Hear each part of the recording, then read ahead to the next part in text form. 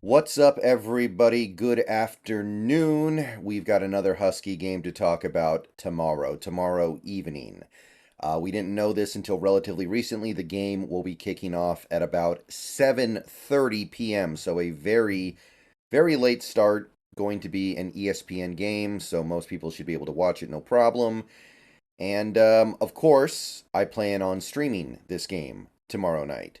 So show up. We're going to have some fun. Hopefully, watch the Huskies get a big win to move to 4-0. But either way, I'll be streaming the whole game, whatever happens. And we're going to do play by play. We're going to talk about it. We're going to talk about other stuff too. And we're going to have a great time. So, hope to see you guys there tomorrow night. So, this game. Obviously, this is the start of the Pac-12 schedule, but it's not really the start of the really strong tests.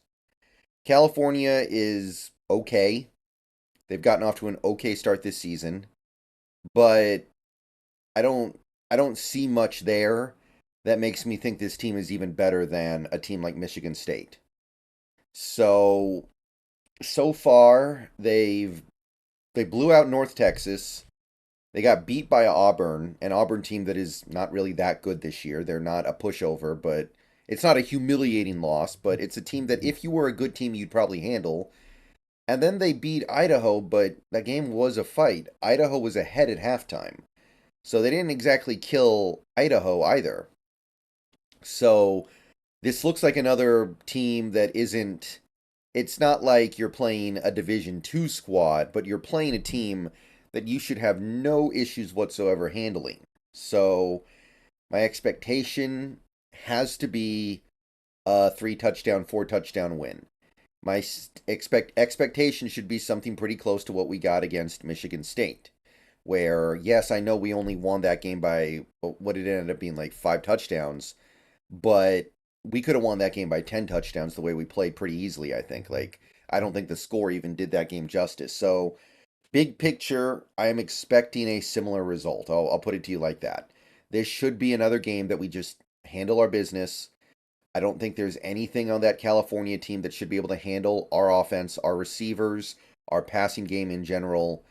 So, just big picture wise, I don't think there's any reason as a Huskies fan to expect anything other than a big, decisive, and clean win, and we continue to build momentum going into the eventual hard part of the schedule against Oregon, USC, and I would even throw Utah, maybe Oregon State, maybe even Wazoo in there as well. We're not there yet.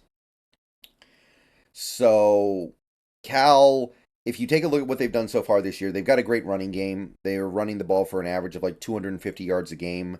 So that's one area where they have us beat. However, they played bad teams that have well, the first team that they played anyway, they got ahead so quickly they were able to just run the ball the whole game. So that obviously makes things easier and better. But they do run the ball well. Ground attack is solid, definitely better than ours. But everyone's ground attack is better than ours. Let's be real here. It's the one weakness of this team, but their quarterback play. They've had two different quarterbacks play significant snaps this year. Neither one looks that good, although neither is necessarily terrible either. It certainly doesn't match up with ours. Their defense has played relatively well so far. They even played decently against Auburn. They just still lost. But they haven't played an offense like this, that's for sure. They haven't played anything close to what they're about to deal with. So should be another barn burner of a game. So the kind of interesting subplot from the Washington side of things is the injury stuff because they have been racking up some injuries so far this season. We got some good news this week. Sounds like McMillan is totally fine. He had the groin injury last week, but the bad news really because pretty much everything else was pretty decent. Asa Turner still probably not going to be back. He's an important part of this secondary. And the defense is the one area where I don't know what we have yet, right? Like, especially in the secondary. It was so bad last year. The secondary was so bad that even though we've seen better things so far this year, I'm not completely sold on it.